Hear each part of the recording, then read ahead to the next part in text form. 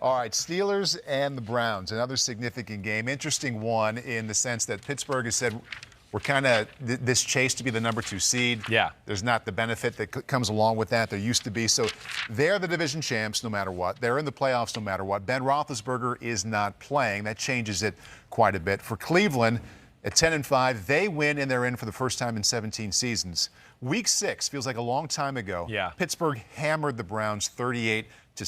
You think about then, you think about now. Aside from Roethlisberger being out, what's the biggest difference? Well, okay. So when you go to Pittsburgh's offense, all right, the first thing I would say is back then, there was a little semblance of a running game in Pittsburgh. There was. They had a running game. I mean, in that game itself, James Conner ran for 100 yards. Yeah. And some games leading up to that, there was, some impressive running numbers. Not where you were blown away, but you went, oh, there was a running game. Pete's throwing these up. Check it out. Well, yeah. Well, to me, it's where it gets to the point where I think in my notes at one time, I just went, what happened? That's unbelievable. Where did it all change that it all just got, lost out of control, and we just went to throw the football? James Conner got hurt, so he was out a little bit. Vance McDonald, their run-blocking tight end, he was out of it. Eric Ebron, his bread and butter is not run blocking. And I think between all those things, that's probably what got them off of the run game. Not even half the production they had in the first 7 games. Not even half. It's where it's crazy. And really, the game I thought of right off the top of my head was the Ravens game the second time around when, the Ravens were dealing with COVID. And that was the game where I just went, man, it seems like Big Ben's changing the run play to a pass play every play. It's an RPO, he was going to throw it. Here they're going to run, and all of a sudden he started signaling the receivers, and you're like, oh, he's changed it. I don't know if it was a pass already. But to me, that's where it really got out of control, was the Ravens' second matchup. But, to the point of it is this. This time around, now it might be a little different with Mason Rudolph at quarterback. Right. But there's not the run game to worry about. And the Steelers have gotten worse at blocking the run game. There's really nothing you can sit there to jump at. So, again, I think there'll be some run now because of Mason Rudolph. I think it actually stinks for the Browns that they're going to have to worry about that. I think they would have been better off if they could have just gone, no, Big Ben's playing, they're going to throw the ball every play. Right. They're going to throw it every play. Now we can let our pass rush go, and we can just play pass defense, pass defense, pass defense. In the first game, they overplayed the run too much and too many times where I just went, you're not getting gashed right now in the second quarter to where you should be so worried about this that you're going to leave a backup corner one-on-one with Chase Claypool. And he's going to run it out and up for a 50-yard gain down the sideline. Or, the next series, it was an out and up with James Washington against the same corner. I think they overplayed that a little bit to where that's where they'll be able to adjust this time. Where, yeah, maybe looks like we're playing run defense, but we drop out and we play all coverage and do that type of stuff. But the hard thing now is I don't know the exact offense you're going to get from Pittsburgh with Mason Rudolph. Right. That's where it's really tough. Who do you think is going to win?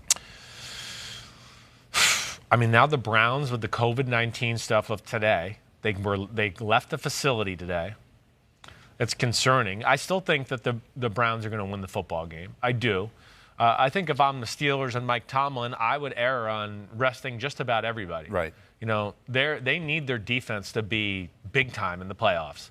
Their defense, I would worry about being worn out without the bye week this year. And then they don't play a lot of people in their front seven. That, to me, I would just go, yep, that's all right. We don't care. Buffalo, you can have the number 2 seed. We'll be the number 3 seed. We just know we got to be healthy and raring to go when it comes playoff time. So that's why I picked the Browns. But I'm a little concerned with all these issues they got. There's some unknowns, some real unknowns you brought up with Pittsburgh, no Roethlisberger, depending on who else they sit, what kind of attack, what kind of offense they're going to have. We do know that Baker Mayfield's the quarterback for Cleveland. Right. Interesting, Chris. I remember talking about this game with you when it happened. 38-7 loss. He struggled, threw 2 interceptions. 9 games since, he's thrown 2 picks total. I can't think of a quarterback who's changed his production as much in the last 2 months than Baker Mayfield. No, I don't think so either. And it really does. It kind of starts right here in this game where I feel like it changed around drastically after this. And I think it changed for Cleveland altogether a little bit after this, where I think they got into, wait, we're too good at running the football. Our O-line is too good. We're just going to start imposing our will on people, even when they play run-stopping defenses. Screw it. We're going to do it anyways. They were stuck. To me, the first issue they had in this first game was the approach of their game plan altogether. What was it? They kind of came out like, you can't match up with our receivers across the board. And they're just going to throw it all over the yard. We're going to get in the shotgun. Yeah. I don't know if Baker was totally comfortable with the run, bootleg, play-action game yet. He was kind of banged up in that game, too. He might have been banged. He hit the rib, yeah. Exactly right. And I think, too, they probably were going, wait, Baker's always been in the spread and the shotgun, so they were trying to kind of keep that alive to make him feel comfortable. And I think at that point, too, they were just going, I don't think these Pittsburgh corners can cover Odell and Jarvis Landry and do all that. They had Odell then. Right. Yeah. Right. Well, like, first drive, there was the pick six early by Minkah Fitzpatrick. Yep. Baker threw that bad interception later in a passing situation that was stupid when he was rolling to the right and somebody intercepted it there. But, the biggest thing to me more than anything is it's like they weren't totally sold on their ability to be able to run the ball and the bootleg game yet. When they did it during that football game, it actually was successful. It really was. The bootleg game was there. And as we're seeing, even though the run statistics weren't good, the bootleg game's good whether the run game works or not. Right. I mean, that's proven in the NFL this year. It's proven. And in fact, sometimes when the run game isn't working and you come out and do boots, all of a sudden that helps the run game get going. And, that was the thing that I just feel like they weren't totally committed to that aspect. Let alone, let's not forget this, that was a different Steelers defense then. With Bud Dupree and Devin Bush, they were better. They're not that good right now. They're not as dominant as they were at that point. But I think it's a totally different Cleveland offense, more efficient, better at running the football, and Baker knows how to play within the confines of the offense, like not even in the same universe to where then to now. Yeah. Right. We haven't really seen that offense that we're talking about with Cleveland being so much better the last 2 weeks against the Giants and Jets. It's been a lot more about the pass, and they haven't been scoring points. 53 passes last week against the Jets. It's hard to even use that one, though, with the lack of firepower they had out wide and the players are missing up front. And that Jets D-line is good. I know. Is good. Right. They are. They're good. Also, what happens, too, is, it was a double whammy. One, your players get knocked out of the game on Saturday. Right. You're stuck. Like, your game plan's in. It's hard to read too much into what happened last week. I know. I wouldn't read too much into it. Yeah. I think they came out thinking, they thought, hey, we're going to have to throw the ball on the Jets a little bit. They wanted to do that. Oh, wait, now our receivers are out. The Jets were all about stopping the run anyways, and now the receivers are out. They were like, whoa, we're really going to stop the run. So it just wasn't that way, let alone I think Cleveland got stuck in, okay, we can't run the ball. They're not scared of us throwing with these guys. They kind of had to go to the pass game, let alone I wouldn't be shocked if that was truly the plan of attack when they got on the plane Saturday. And that's why, they called some receivers up from the practice squad. I think they tried to run their intended game plan, which was come out and throw the football and do that and then maybe loosen them up and run the ball. But because of that, they came out, threw the football, had no success. The Jets never got out of their run defenses, really, and it just didn't work. And, you're right. Don't read too deep into it. So Kevin Stefanski says we're going to get back to the early December Browns offense. Scored 83 points, back-to-back games, Baltimore and Tennessee. That game, a game plan based off of what they did early in the month would be more about what? Just the pure run game. I mean, to me, Nick Chubb, their tight end sets, what they do there. Again, I don't care if it's boots or runs or whatever, but that's their formula. That's who they are. They're like the better version of the Vikings that way or whatever. And, within that right now, too, Baker's so good at playing this style like we talked about, but he's, now he's confident. He feels good. The ball's coming out of his hand good. And this is what I talked about with my dad on Monday, too, to now where even in the drop-back pass game, he's making better decisions now. Because he just feels better and more confident. And when, to my dad's point, what he said on Monday, when you throw the ball awesome, you become a better decision maker. Because, he's open by a little. Okay, I don't know. I'm throwing it great. I'm going to throw it in there. Bam, got it. You don't second guess yourself. When you're throwing the ball poorly, you go, he's kind of open, but I don't like throwing this route. And now he's not. Or now he's not. And now let me go to number 2. Yeah. But you're like, no, you were supposed to throw to 1 there. And now you went to 2, and he was never open. And that throws things out of order where, right now he's feeling it. But, yeah, their run game, that offensive line, that is special. and I would lean on that heavy, big time, this week. That game back then got out of hand. It wasn't the right approach. Then he had the turnovers, and it became a game that, just doesn't fit the Browns style. Oh, we're down 17-0. We're down 24-0 against the Steelers and their pass rush and Blitzburg. Like, good luck. You're not going to win once that happens. The lack of production that Baker had in that game with the turnovers, plus Odell being out, almost like it forced them. It was so bad to really do something completely different. And that's the multiple tight ends, more from under center and all that. It's been a very nice change for them. Yes. Okay, thinking about this Pittsburgh defense that has to stop them. Let's, with an assist from our friends here at PointsBet, let's take a look at the Defensive Player of the Year odds provided by our partners, not just our friends at PointsBet Sportsbook. Loaded up with some Steelers. And T.J. Watt is the favorite right now. Leads the NFL 15 sacks, 41 quarterback hits, ahead of Aaron Donald. You agree? No, I don't. I like T.J. Watt. He's awesome. No, I don't think he's Aaron Donald.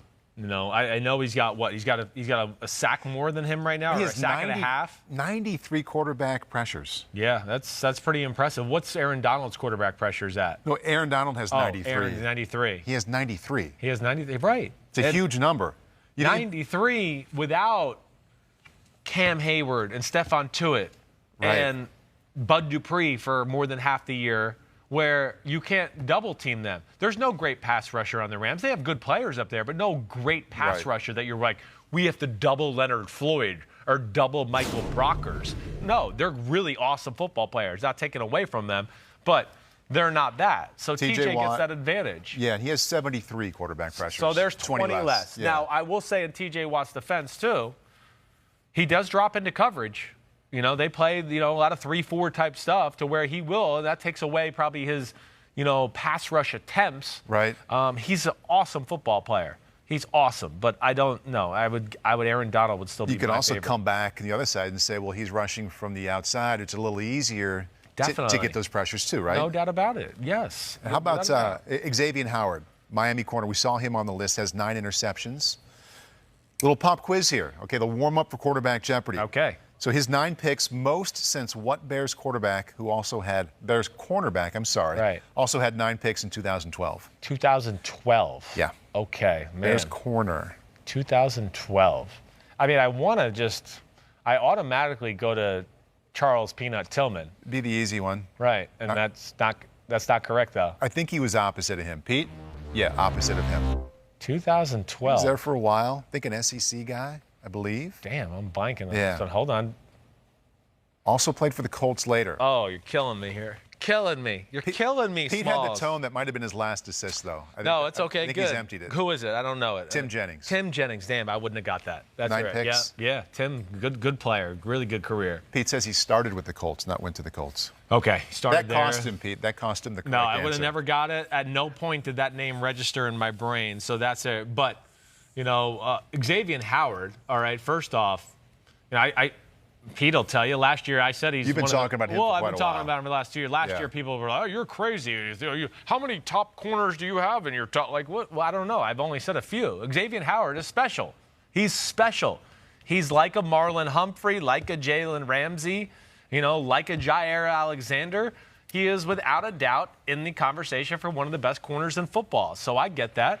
He deserves to be up there on the list. Who was the other one? TJ, Aaron Donald, Myles Garrett was up there, right? Myles Garrett was there. Yeah. Which, I have no problem with that either. I like that. But I think Aaron Donald's the leader for me. You think people are just getting tired of saying he's the best? Yeah.